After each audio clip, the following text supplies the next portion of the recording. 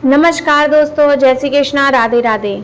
तो दोस्तों, इस वीडियो में हम आपको बताएंगे जब भगवान श्री कृष्ण की सभी रानियां पहली बार श्री राधा रानी से मिली तो क्या हुआ था।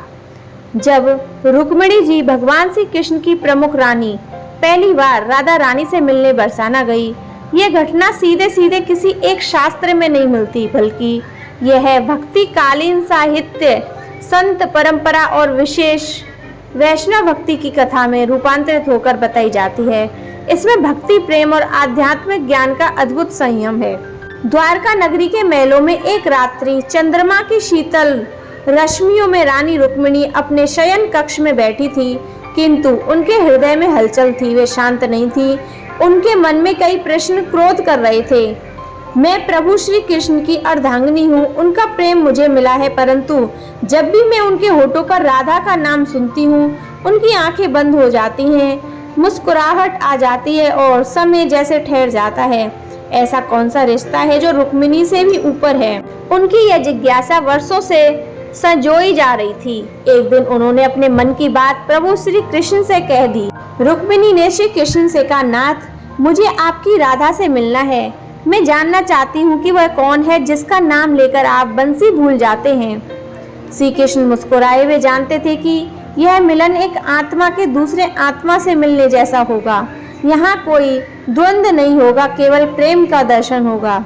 रुक्मिणी, यह यात्रा बाहरी नहीं, भीतर की यात्रा है, लेकिन जब आत्मा पुकारती है तो राधा स्वयं प्रकट हो जाती है। चलो, मैं तुम्हें बरसाना के लिए चलता हूँ।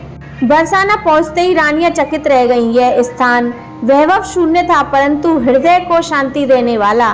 वहाँ हर वृक्ष, हर लता, हर पुष्प राधा का नाम जप रहा था। एक छोटी सी कुटिया के बाहर खड़ी थी एक गोरी, सौम्य, सामान्य वेश में युवती, जिसकी आंखों में करुणा और प्रेम की नदी बह रही थी। रुक्मिणी सोच में पड़ गई। ना कोई मुकुट, ना सिंहासन, ना सेवक, फिर भी इतना तेज। क्या यही है राधा जिसका नाम द्वारका के महलों को कंपित कर देता है? परंतु जब राधा ने श्री कृष्ण को देखा, उनके नेत्रों में प्रेम की जो लहर उठी, वह रानियों के हृदय को चीर गई। वह दृष्टि शब्दों में परे थी।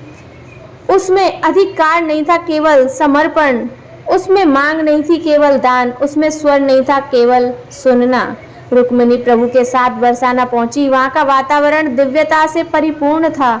न वैभव, न गहने की चमक, परंतु एक गहन शांति, माधुर्य और प्रेम की सुगंध हर दिशा में फैली हुई थी। वहां उन्हें एक युवती दिखी, सादा वस्त्र पहने, माथे पर तिलक, नेत्रों में गहराई, चेहरे पर करुणा और प्रेम का तेज। वह कोई साधारण स्त्री नहीं थी, वह थी श्री राधा रानी। रुक्मिणी ने देखा और ठिठक गई, सोच में डूब गई। ना कोई मुकुट, ना रत्न, ना सिंहासन, फिर भी ऐसा तेज, ये ऐसी दिव्यता है। कैसे? प्रभु का हृदय उनके लिए इनके नाम से ही पुलकित हो जाता है।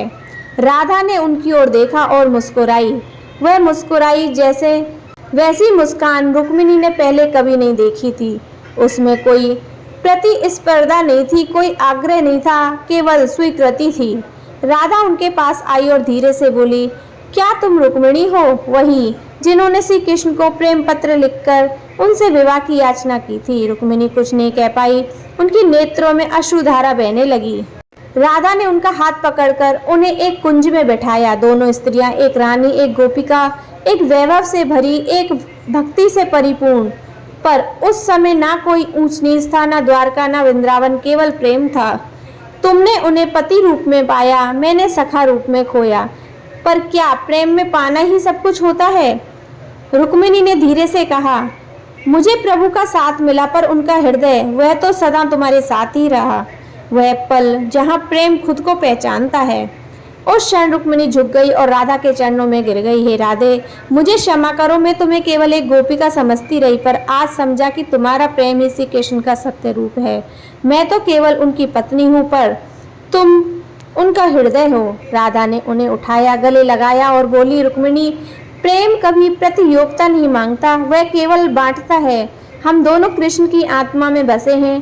तुम बाहरी भक्ति हो, मैं उनकी भीतरी श्वास हूँ। वह दिन वृंदावन में प्रेम का उत्सव बन गया। गोपियां, यमुना, वृक्ष, वायु सब साक्षी बने उस मिलन के। श्री कृष्ण थोड़ी दूर खड़े मुस्कुरा रहे थे। उनकी राधा और उनकी रुक्मिणी आज दोनों एक ही सत्य को जान चुकी थी।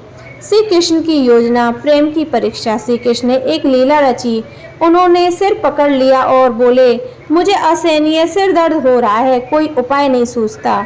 रानियां चिंतित हो गईं। रुक्मिणी ने औषधि मंगवाई, सत्यभामा ने पूजा की, लेकिन कोई असर नहीं हुआ।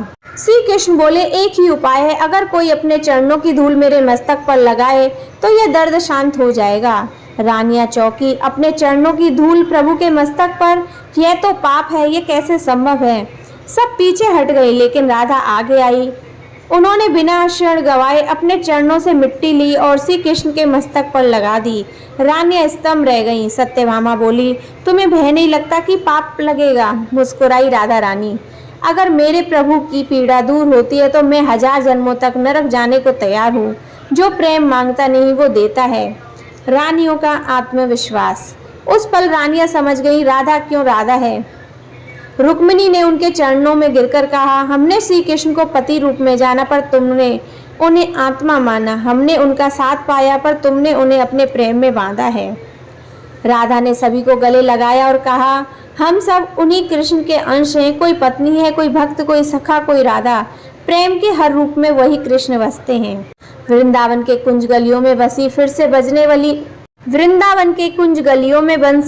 बजने लगी। श्री कृष्ण राधा के साथ मुस्कुराते हुए रानियों को देख रहे थे। रानियों ने राधा को अपनी गुरु, मित्र और आदर्श माना और वृंदावन को प्रेम की राजधानी समझकर वहां समय बिताया। राधा कोई साधारण गोपिका नहीं, वह प्रेम का साक्षात स्वरूप है। श्री कृष्ण का प्रेम सबके लिए है, परंतु जो बिना किसी अपेक्षा के समर्पित होता है वही राधा बन जाता है।